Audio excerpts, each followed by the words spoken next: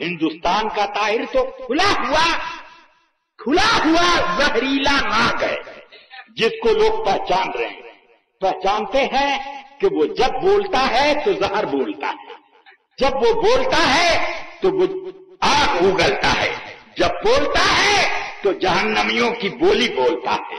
اس کو تو سب پہچانتے ہیں، مگر پاکستان والا وہ چولے بدلا کرتا ہے۔ جب وہ غیر مقلدوں میں جائے گا تو غیر مقلدوں کی بولی بولتا ہے، جب سنیوں میں آئے گا تو سنیوں کی بولی بولتا ہے، جب شیعوں میں جائے گا تو شیعوں میں بولتا ہے۔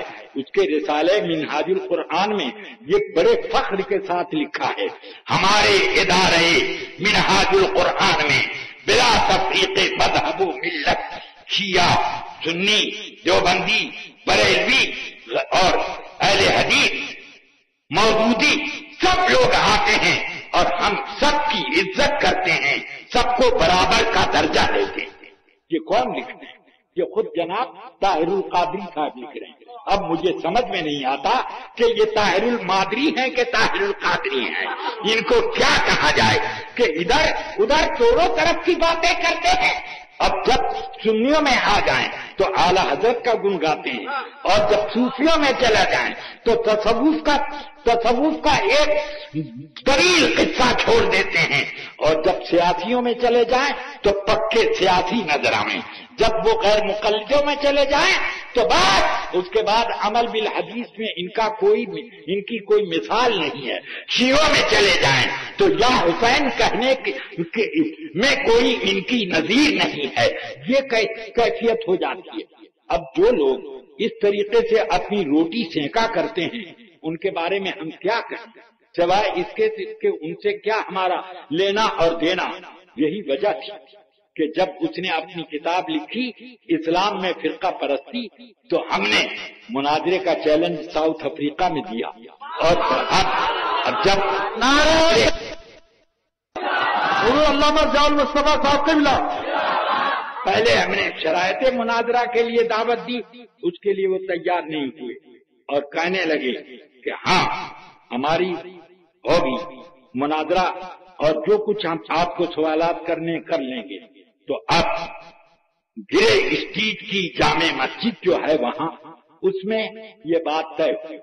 اب اس میں ہم لوگ دربن میں گرے اسٹریٹ کی مسجد میں بھی جمع تھا، حضرت علامہ اظہری صاحب بھی تھے اور بہت سے سنی علماء تھے، اور پھر یہ بھی اپنے بہروپیہ لوگوں کے ساتھ تھے۔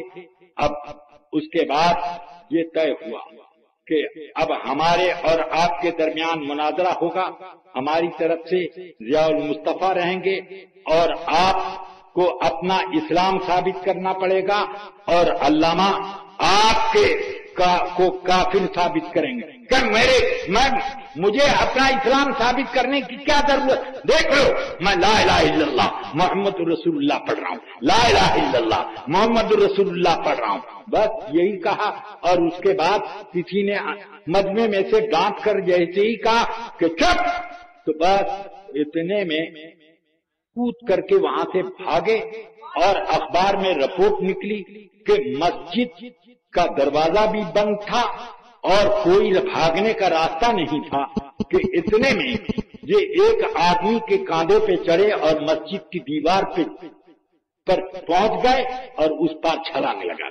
تو یہ تو ہیں جناب والا جن سے مناظرہ کرنا تھا، جن کو مناظرہ کرنا تھا، اگر سچائی پر تھے تو ہمارے اعتراضات کا جواب دیتے۔ بالکل ابھی مناظرہ شروع ہونے ہی کو ہے کہ آپ نے راہ فرار اختیار کر لی۔ یہ اس بات کی کھلی دلیل ہے کہ ان کو اصل میں اپنا پول کھولنا پسند نہیں ہے، اپنا پول کھولنا پسند نہیں ہے۔ تو اس لیے آپ اگر ان کا کوئی کیسٹ وغیرہ سنتے ہو تو اس بھرے میں مت آنا۔ یہ ایسے لوگ بہت پیدا ہوئے ہیں اور ہوتے رہیں گے۔ زمخشری نہیں پیدا ہوا تھا، جاہز نہیں پیدا ہوا تھا، اور عبد القاہر جرجانی نہیں پیدا ہوا تھا۔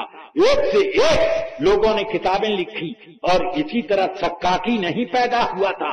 ان لوگوں نے عربی ادب میں ایسے ایسے جوہر دکھائے، اور پھر ان لوگوں نے خوب اپنے نئے طریقے کے اسلام کو، معتزلیت کو بہت پروان چڑھایا، لیکن اس کے بعد رزلٹ کیا نکلا کہ وہ سب کے سب مٹی میں